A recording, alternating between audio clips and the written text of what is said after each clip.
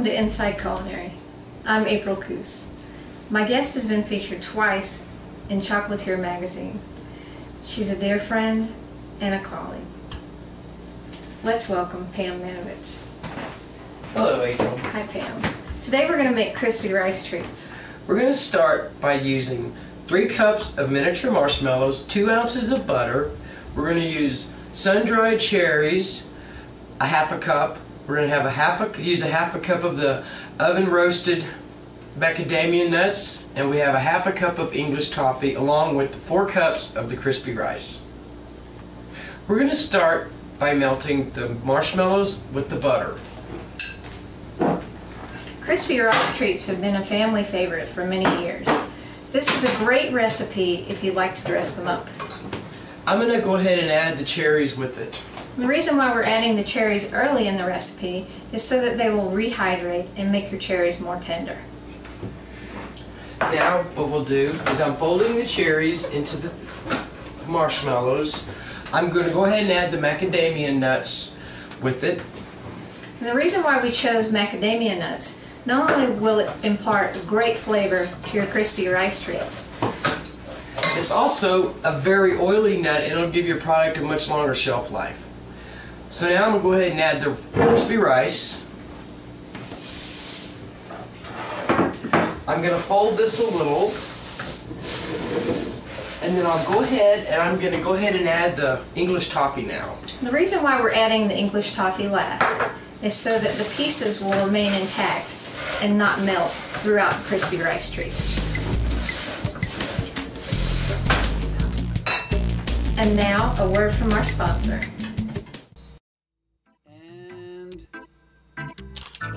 Excellent! Inside Culinary is sponsored by McClick Photography. For all your photo needs, give us a call at 719-287-9019 or visit us on the web at mcclick.com. Let's get back to the show.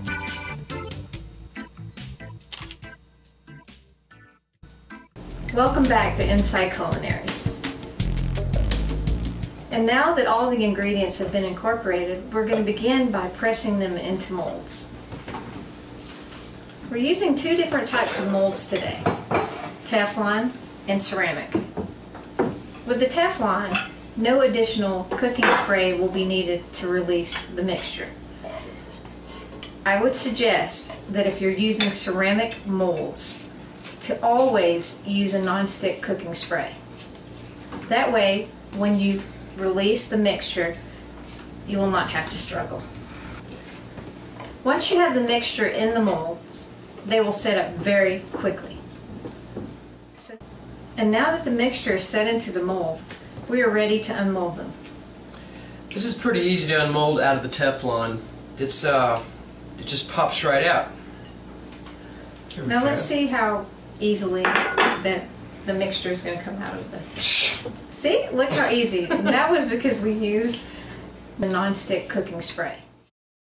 And now that Pam and I have released the treats from the molds, we're going to move to the decorating stage.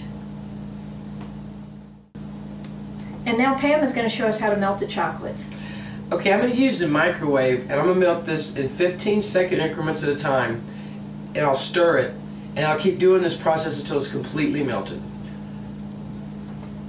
Now, using a pre-cut piece of parchment paper cut into a triangle shape, Pam is going to show us how to make a parchment piping bag. And while I'm doing that, why don't you fill this one with the chocolate?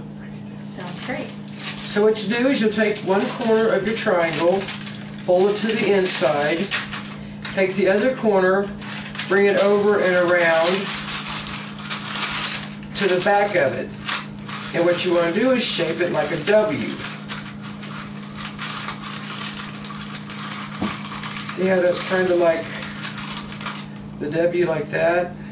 Very nice. Yeah. And then you just tighten it up with this, fold it over, and here's your bag. So, then you take it with the chocolate, fold it really tight. I like to fold it tight because right here on these corners, sometimes the chocolate squeezes out. So I fold it like this, and then I fold my corners over so it won't get on me.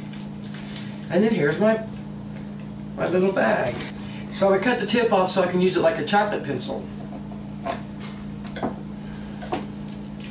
Now, I'm going to make the lines going across. They look really nice like this. It's beautiful. Thank you, April. Now the bunt one, I like to do this. I like to fill the center with chocolate. This looks really nice. It does. And plus it holds it. And then just kind of go around like you would with the sugar. You know how you put your icing? This is what you do. Absolutely. It's beautiful. Okay. Sometimes when I have a raspberry, I'll put a raspberry in the middle there. And give it a little bit of color. Yes. We'll do this one too. Let's just kind of make different squiggly lines on this one. See how that is? Such a simple way to dress it up and make it look even more special than it already is. I know. Now it looks really like something. Elegant crispy rice treats. Thank you. Those look beautiful. Thank you. And there you have it, a tasty variation of a family favorite. Thank you for tuning in to Inside Culinary. I'm April Coos.